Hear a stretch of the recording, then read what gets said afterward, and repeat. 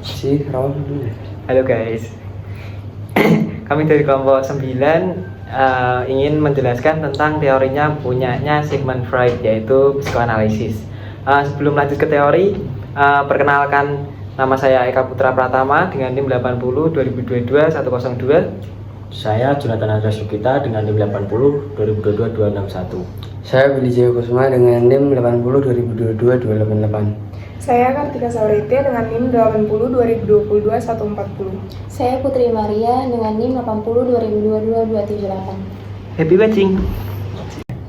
Baik teman-teman, sebelum lanjut ke teori psikoanalisa, jadi kita mengenal dulu yang memiliki gagasan tentang psikoanalisa, yaitu Sigmund Freud. Nah, jadi Sigmund Freud itu adalah seorang Jerman yang berketurunan Yahudi, lahir di Freiburg, Moravia, tanggal 6 Mei tahun 1956. Nah, jadi Sigmund Freud itu lulusan dari Universitas Wina. Nah, Sigmund Freud itu adalah anak tertua dari 7 bersaudara. Ia juga merupakan anak favorit ibunya yang dibanggakan atas kelahiran dirinya. Jadi dia itu seperti anak emas lah bagi ibunya, seperti itu. Nah, setelah lulus, Sigmund Freud itu sempat memiliki beberapa karya yang berupa sebuah buku, yang berjudul seperti Psychopathology of Everyday Life tahun 1904 dan Three Essays of the Theory of Sexuality tahun 1905. Sigmund Freud meninggal pada tahun 1939 pada tanggal 23 September. Nah, selanjutnya kita masuk ke dalam teori psikoanalisa. Oke teman-teman, tadi kan si Eka membahas tentang sedikit biografi dari Sigmund Freud. Lalu saya sendiri sekarang membahas tentang teori psikoanalisa. Yang dibahas tentang Sigmund Freud tersebut dibagi menjadi 3 kepribadian dalam tingkatan kesadaran. Yang pertama yaitu conscious atau alam sadar, yang kedua preconscious atau alam prasadar, lalu yang ketiga unconscious, alam bawah sadar. Nah, di sini tuh yang pertama di conscious tersebut kita melakukan sesuatu itu dengan kesadaran kita, bagaimana kita melakukan sesuatu dan yang dapat kita rasakan dan kita lihat, mencakup semua sensasi dan pengalaman yang kita sadari. Nah, Freud tersebut menganggap alam sadar itu aspek yang terbatas karena hanya porsi kecil dari pikiran, sensasi, dan ingatan yang siaga di alam sadar. Lalu yang kedua yaitu alam prasadar. Alam prasadar itu alam yang kalau dibandingkan conscious dan unconscious itu preconscious itu di tengah-tengahnya, itu seperti masih setengah sadar gitu. Bagian yang dimana kita dapat menjadi sadar jika kita menghadirkannya, bisa juga tidak sadar saat kita tidak ditekan oleh hal kesadaran tersebut gitu. Jadi waktu yang diperlukan untuk membawa informasi ke tahap conscious tersebut sebagai preconscious. Lalu hal tersebut itu merupakan gudang dari memori persepsi dan pikiran kita di mana kita tidak secara sadar siaga setiap waktu, tetapi kita dapat dengan mudah memanggilnya ke alam kesadaran. Jadi harus ada tekanan untuk mengingat hal tersebut gitu, agar preconscious itu menjadi conscious. Lalu yang ketiga yaitu unconscious atau alam bawah sadar. Nah, di sini tuh alam bawah sadar itu proses mental yang terjadi tanpa adanya conscious atau mungkin terjadi dengan adanya pengaruh yang khusus. Hal-hal fokus tersebut itu dari teori psikoanalisa. Di unconscious tersebut kayak contohnya tuh seperti kita bermimpi atau dejavu, itu tuh bisa jadi hal tersebut masuk di dalam alam bawah sadar karena kita tidak menyadari hal tersebut. Kayak kita saat bermimpi itu kita kan tidak sadar seperti itu. Oke, sebelumnya tadi kan sudah dijelaskan oleh Billy. Selanjutnya saya akan lebih memperdalam lagi tentang struktur psikoanalisa. Jadi pada tahun 1923 Freud itu mengembangkan model struktur yang lebih formal bagi psikoanalisa. Jadi Freud itu mengenalkan ada 3 struktur dasar dalam anatomi kepribadian yang masing-masing itu memiliki fungsi yang berbeda-beda. 3 itu apa aja? Yaitu id, ego, dan superego. Oke, kita masuk ke id. Jadi id itu merupakan tempat penyimpanan insting dan libido.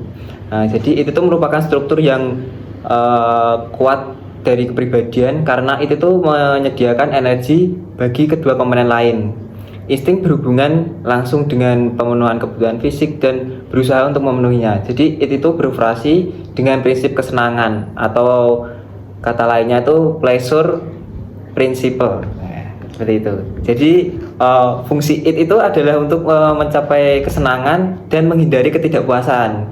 Berjuang untuk mencapai kepuasan yang cepat dan tidak mentoleransi keterlambatan untuk kepuasan tersebut. Contoh perilaku itu yaitu seseorang yang merasa lapar, mungkin dia itu langsung makan makanan yang tersedia di depannya tanpa memperhatikan apakah itu makanan sehat atau makanan tidak. Yang kedua itu ada ego. Jadi ego itu memiliki kecenderungan untuk siaga akan kenyataan. Jadi ego itu memiliki kemampuan untuk mengerti dan memanipulasi lingkungan dengan cara yang lebih praktis dan menjelaskan dengan prinsip kenyataan atau kata lainnya tuh reality principle. Seperti itu. Nah, jadi ego adalah hal yang paling rasional di antara kepribadian yang lain. Nah, tujuannya tuh bukan untuk mencegah impuls-impuls id, tetapi untuk membantu id untuk mengurangi ketegangan yang besar dari id itu sendiri. Jadi oleh karena itu ego yang siaga akan realitas, ego yang memutuskan kapan dan bagaimana insting dari id itu dipuaskan. Nah, jadi ia tuh yang memutuskan perilaku yang cocok dan yang dapat diterima oleh masyarakat. Contoh dari ego itu sendiri itu seperti seseorang yang ingin membeli sesuatu yang mahal mungkin akan menunda untuk membeli hal tersebut karena dia tuh ingin mengumpulkan uang terlebih dahulu. Jadi mengakomodasikan keinginan karena dia tuh ingin mempertimbangkan realitas finansialnya seperti itu.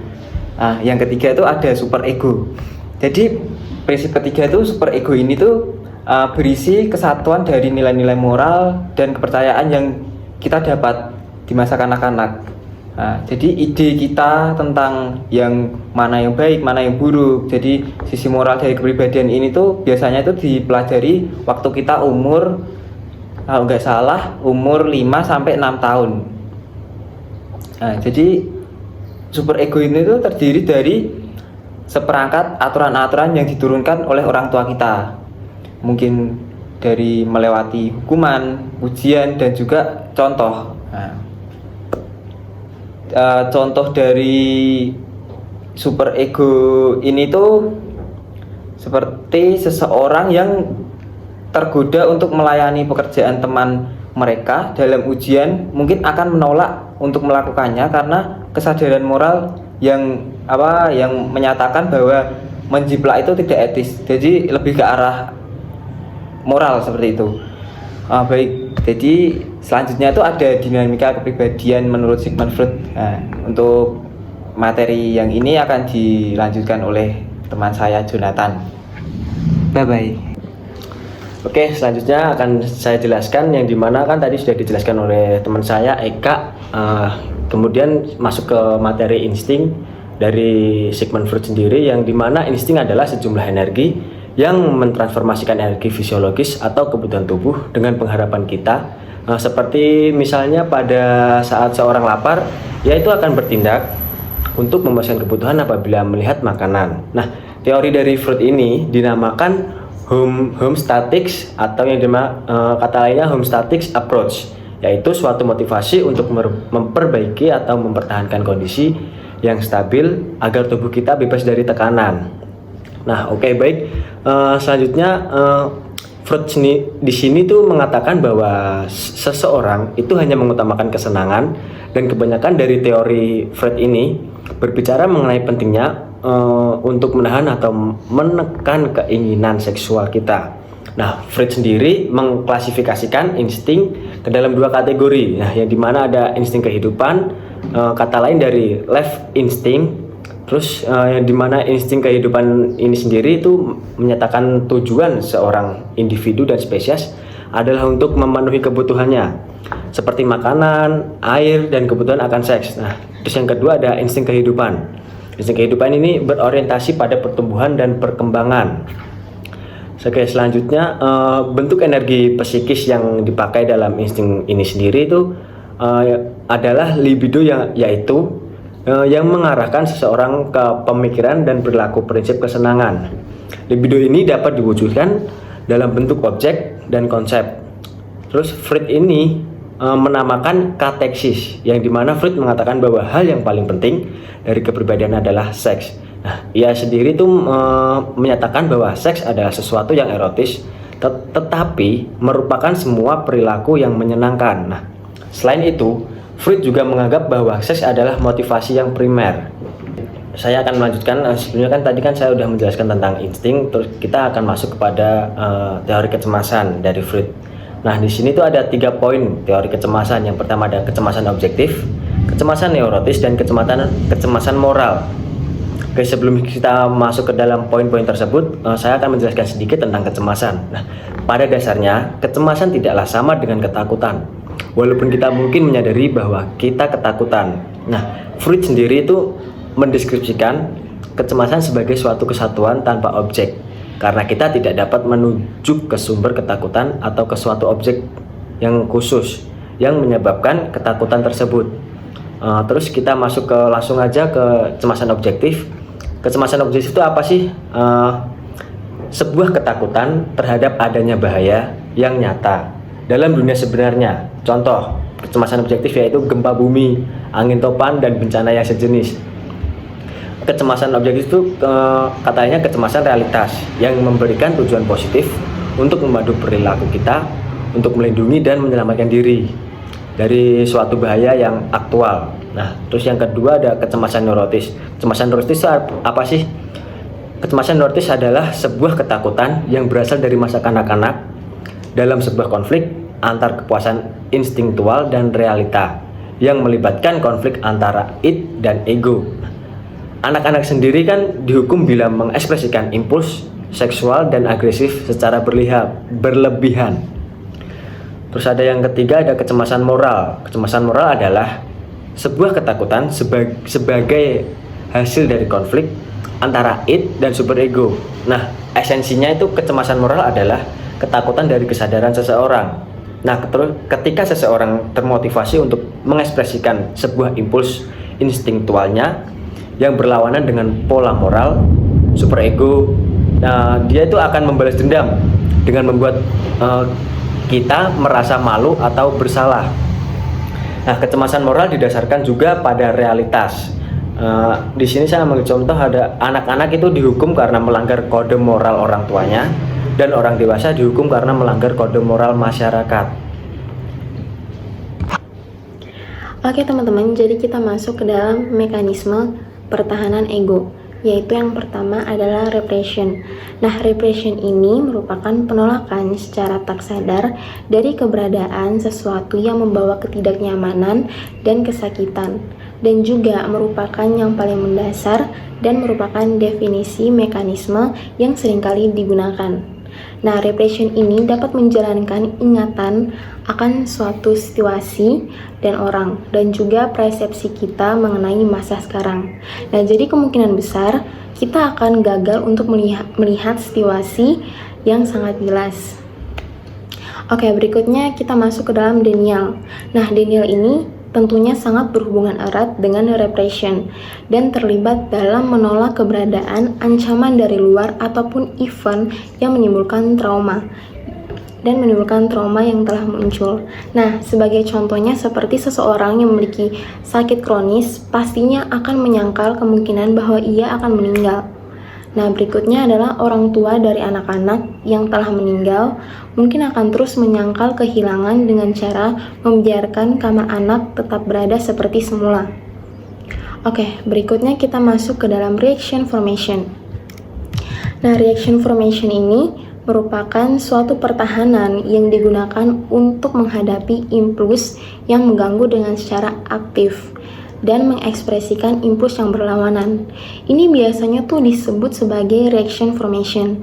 Seseorang dengan kuat memiliki ancaman impuls seksual mungkin akan menekan impuls-impuls dan menggantikan mereka dengan perilaku yang dapat lebih diterima oleh masyarakat. Nah, sebagai contohnya, seseorang yang terancam oleh keinginan seksual mungkin akan memutarnya dengan cara menjadi orang yang paling anti terhadap pornografi. Oke, berikutnya adalah projection. Nah, projection ini dimana cara lain untuk menanggapi impuls yang mengganggu adalah untuk memproyeksikan impuls yang mengganggu kepada orang lain. Definisi mekanisme ini biasanya disebut dengan projection. Nah, keagresifan ataupun impuls lain yang tidak dapat diterima atau terlihat sebagai yang dilakukan oleh orang lain. Dan bukan hanya pada suatu pribadi. Berikutnya adalah regression. Nah, dalam regression ini manusia akan mundur ke tahap periode hidupnya yang lebih awal. Dan juga regression ini biasanya melibatkan kembalinya kita ke salah satu tahap psikoseksual dari perkembangan anak-anak. Nah, individu kembali ke masa tersebut diikuti dengan manifestasi perilaku yang berlaku pada waktu itu. Misalnya berlaku seperti anak-anak dan cenderung bersikap anak-anak dan juga sering bergantung pada orang lain. Oke, lanjut kita masuk ke dalam rationalization yang merupakan definisi mekanisme yang melibatkan interpretasi ulang perilaku kita untuk membuatnya menjadi lebih rasional dan juga dapat diterima oleh kita.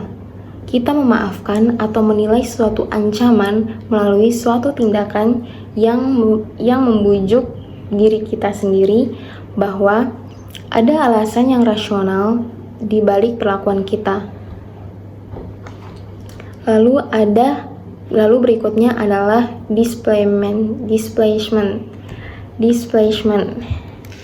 Nah, displacement ini dimana kalau objek yang dibutuhkan untuk memuaskan tidak ada, orang kemungkinan besar akan menggantinya dengan objek yang lain. Misalnya seperti ketika seseorang tidak senang kepada atasannya, atau anak-anak yang mungkin tidak senang dengan orang tuanya. Oke, jadi kita masuk ke dalam displacement. Displacement ini yang dimana kalau objek yang dibutuhkan untuk memuaskan itu tidak ada, orang kemungkinan besar akan menggantinya dengan objek yang lain. Contohnya, ketika seseorang tidak senang dengan atasannya atau anak-anak yang tidak senang kepada orang tua mereka, mereka tidak berani mengekspresikan ketidaksenangannya itu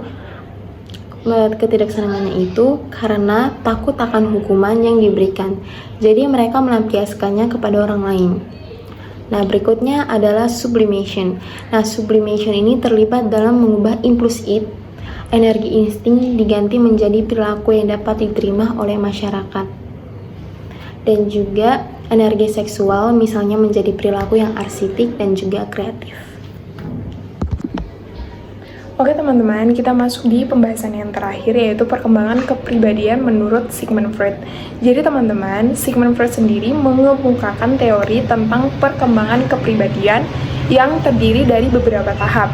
Ini terjadi di masa perkembangan seseorang, jadi dimulai dari masa kita bayi sampai kita dewasa. Nah, tahap-tahap sendiri ada 5. Yang pertama itu adalah tahap oral. Ini dimulai dari usia 0 hingga 1 tahun. Jadi tahap ini terjadi pada masa kita bayi. Pusat kepuasan dan konflik itu ada pada mulut kita.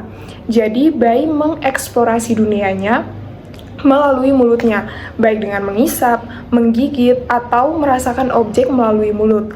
Nah, teman-teman, konflik utamanya pada tahap ini adalah terkait dengan kepuasan dan kekecewaan terhadap pemberian makanan, mau itu dari orang tua kita maupun dari pengasuh kita. Nah, tahap yang kedua ini adalah tahap anal, dimulai dari usia 1 hingga 3 tahun. Tahap ini sendiri berkaitan dengan kemandirian dan kontrol. Jadi, pusat kepuasan dan konflik pada tahap ini adalah rektum dan buang air.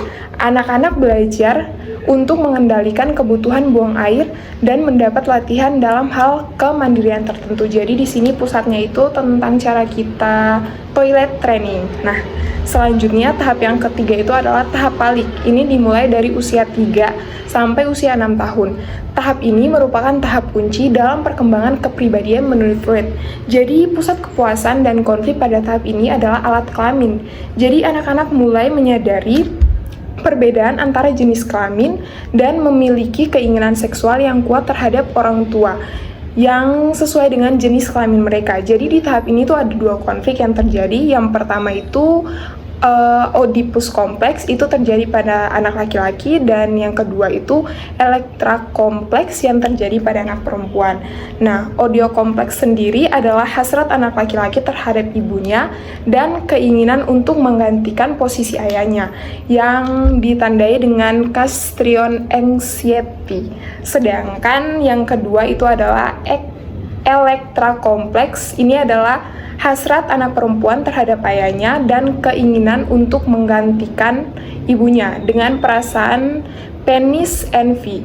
Jadi teman-teman, Freud juga menggambarkan kepribadian anak laki-laki pada masa palik sebagai yang tidak tahu malu, sia-sia, dan penuh keyakinan diri. Sementara anak perempuan pada tahap ini cenderung melebih-lebihkan feminitas dan menunjukkan bakat untuk mengemudikan dan menaklukkan orang lain. Selanjutnya, tahap yang keempat itu adalah tahap latensi. Ini dimulai dari usia 6 sampai 12 tahun. Tahap ini ditandai dengan penekanan nafsu dan fokus pada kegiatan non-seksual seperti bermain, belajar, bergaul dengan teman sebaya. Nah, energinya itu dialihkan dari konflik seksual ke kegiatan-kegiatan yang lebih produktif dan seksual. Dan tahap yang terakhir itu adalah tahap genetial, dimulai dari usia 12 tahun hingga kita dewasa nanti. Nah, tahap terakhir ini dimulai pada masa kita pubertas. Pusat kepuasan dan konflik pada tahap ini adalah di organ genital kita. Pada tahap ini, individu mulai memfokuskan energi libido mereka keluar. Oke, dan tahap yang terakhir itu adalah tahap genetial. Ini dimulai dari usia 12 tahun sampai kita dewasa. Nah, tahap terakhir ini dimulai pada masa pubertas kita. Pusat kepuasan dan konfliknya itu ada pada organ genital kita. Pada tahap ini, individu akan mulai memfokuskan energi libido mereka keluar menuju kepada hubungan yang dewasa dan lebih produktif. Jadi teman-teman, Freud ini percaya bahwa jika seseorang mengalami ketidakseimbangan atau kesulitan di salah satu tahap dari kelima tahap ini, hal tersebut dapat mengakibatkan masalah pada psikologis di masa kita dewasa nanti. Oleh karena itu, menurut Freud, pengalaman di masa kanak-kanak memainkan peran yang sangat penting dalam membantu kepribadian seseorang. Baik teman-teman, itu tadi adalah sedikit teori dari psikoanalisis miliknya Sigmund Freud. Terima kasih sudah menonton. Dari kami kelompok 9, sekian dan terima kasih. Thanks for watching. Bye. Oke, baik. Di sini kami ingin mempresentasikan tentang review jurnal kami. Jadi jurnal kami itu berjudul Dinamika Id Ego Superego dalam konteks kebutuhan intimasi. Jadi jurnal ini tuh ditulis oleh M. Septian Eko, PN.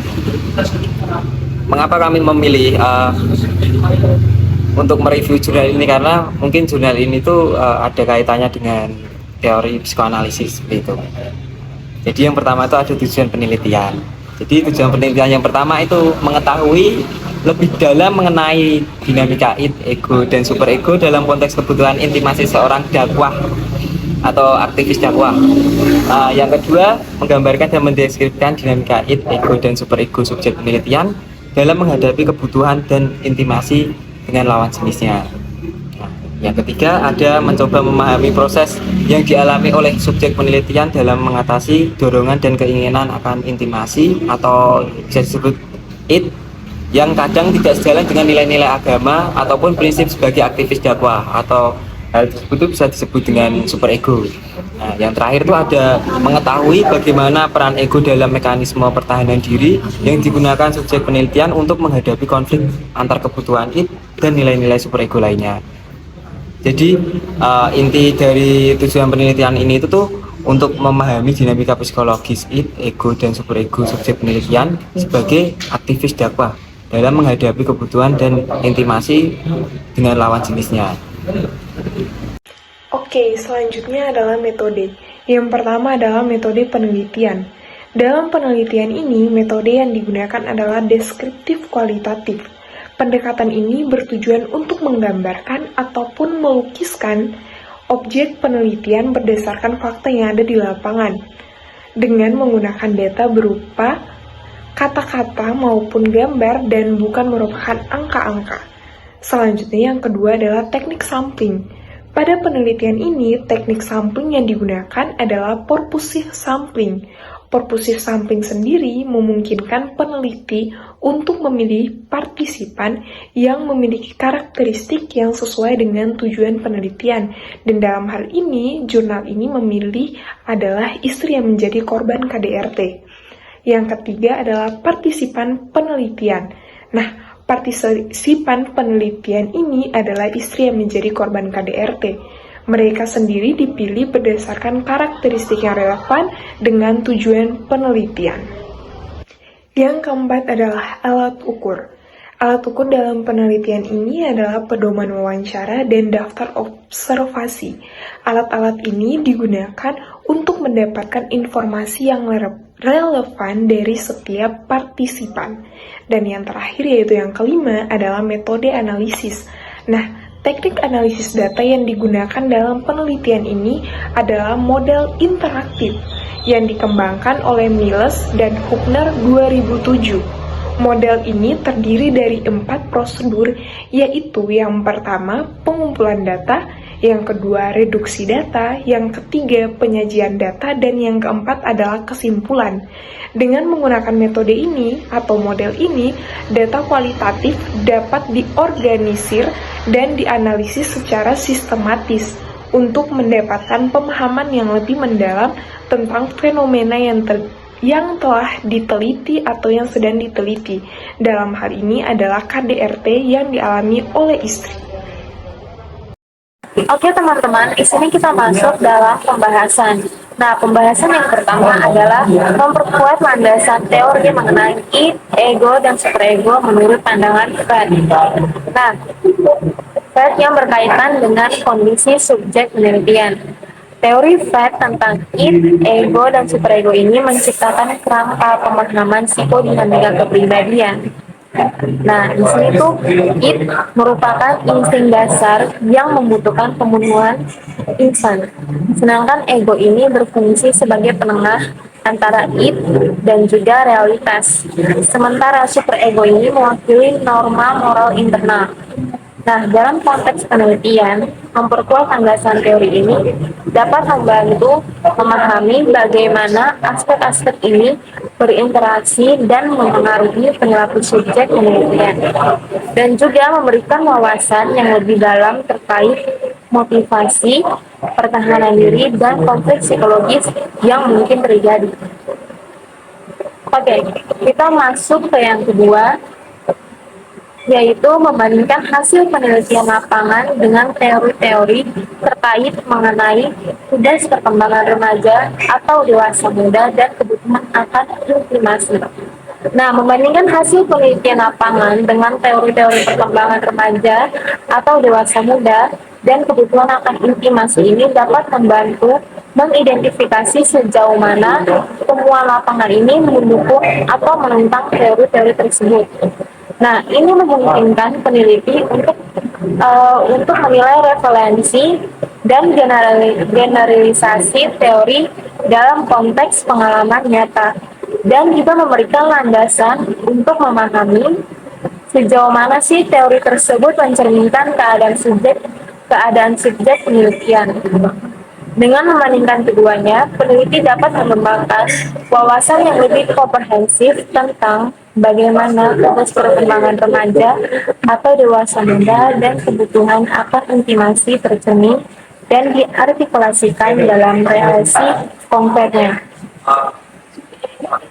Oke, kita masuk yang berikutnya adalah mengaitkan hasil penelitian dengan latar belakang subjek sebagai aktivis dakwah yang telah memiliki komitmen terhadap prinsip-prinsip agama. Nah, hal ini memungkinkan peneliti untuk menyelidiki sejauh mana nilai-nilai keagamaan mempengaruhi sikap, perilaku, atau pengambilan keputusan subjek dalam konteks penelitian. Nah, dengan merinci hubungan ini, penelitian dapat memberikan wawasan lebih mendalam tentang bagaimana aspek keagamaan memainkan peran dalam pengalaman dan tindakan subjek, serta bagaimana hal tersebut dapat mempengaruhi temuan secara keseluruhan. Oke, berikutnya ada mendiskusikan proses ego dalam menghadapi konflik psikologis antara kebutuhan id dan juga nilai-nilai superego melalui mekanisme pertahanan diri sublimasi. Nah, dalam sublimasi, ego mengalihkan energi psikologis dari keinginan atau dorongan yang tidak dapat diterima oleh superego ke aktivitas yang lebih sosial atau produktif. Nah, ini memberikan jalan bagi pemenuhan kebutuhan id tanpa melanggarnya norma moral dari superego. Jadi diskusi ini itu membuka pemahaman lebih lanjut tentang bagaimana individu mengelola ketegangan psikologis melalui mekanisme pertahanan diri, khususnya sublimasi yang dapat memberikan solusi yang lebih sosial dan diterima secara budaya. Lalu yang berikutnya kita bisa lihat menganalisis efektivitas mekanisme pertahanan diri sublimasi yang digunakan subjek untuk mengendalikan diri sesuai dengan prinsip yang dianut. Nah, menganalisis efektivitas mekanisme pertahanan diri sublimasi yang digunakan subjek untuk mengendalikan diri sesuai dengan prinsip yang dianut, yang dimana berarti mengevaluasi sejauh mana penggunaan sublimasi oleh subjek berhasil dalam memodernisasi dorongan atau keinginan yang mungkin tidak sesuai dengan prinsip-prinsip yang dianutnya. Nah, dalam konteks ini, penelitian dapat mengeksplorasi seberapa baik sublimasi memungkinkan individu untuk mengarahkan energi psikologis mereka ke aktivitas yang dianggap lebih sesuai dengan pilihan atau nilai atau keyakinan mereka. Lalu menghindari pelanggaran terhadap prinsip-prinsip tersebut. Nah, jadi analisis ini memberikan pemahaman tentang sejauh mana mekanisme pertahanan diri itu tersebut berkontribusi pada penyesuaian diri subjek dengan prinsip-prinsip yang menjadi dasar identitas atau pandangannya. Lalu yang terakhir, teman-teman, di sini memberikan kesimpulan dan saran terkait pengelolaan konflik psikologis bagi aktivis dakwah.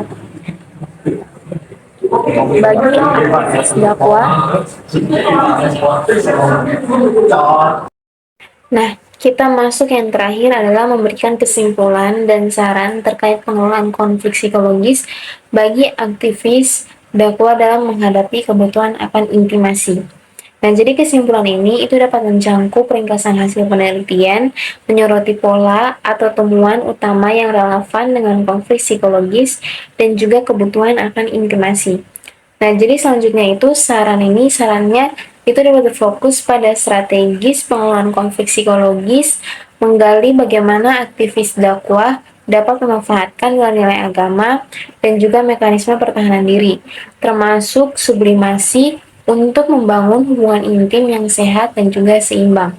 Nah, jadi kesimpulannya, secara keseluruhan, pembahasan ini tuh berfokus pada interpretasi hasil penelitian, kaitannya dengan teori, serta implikasi terhadap pengelolaan psikologis subjek penelitian. Oke, baik. Sekarang kita masuk pada kesimpulan yang dimana ada 5 poin. Saya akan membacakan 3 poin di sini. Yang pertama ada subjek penelitian memiliki kebutuhan intimasi sebagai manusia normal pada masa dewasa mudanya. Namun terkadang tidak sejalan dengan prinsip sebagai aktivis dakwah. Yang kedua ada ego subjek menggunakan mekanisme pertahanan diri berupa sublimasi untuk menghadapi konflik antara id dan superego. Sublimasi dirasa efektif mengendalikan gejolak psikologis dan memenuhi prinsip religius. Yang ketiga ada proses sublimasi dilakukan dengan menambah aktivitas bermanfaat dan menghindari kontak langsung dengan lawan jenis dan rutin melakukan ibadah. Hal ini membantu mengalihkan energi psikologi subjek. Yang seterusnya akan dilanjutkan oleh Oke, yang keempat yaitu pengelolaan diri secara konstruktif. Menurut prinsip agama dapat membantu aktivis dakwah menghadapi kebutuhan alami sebagai manusia normal tanpa menyalahi aturan. Dan yang kelima yaitu dukungan lingkungan sosial dan organisasi dapat memfasilitasi subjek dalam mengatasi gejolak psikologi secara positif sesuai nilai yang dianut. Selanjutnya daftar pustaka. Materi ini di jurnal review ini kita mengambil dari daftar pustaka tersebut. Materi dari Sigmund Freud begitu. Sekian dari kelompok kami, terima kasih.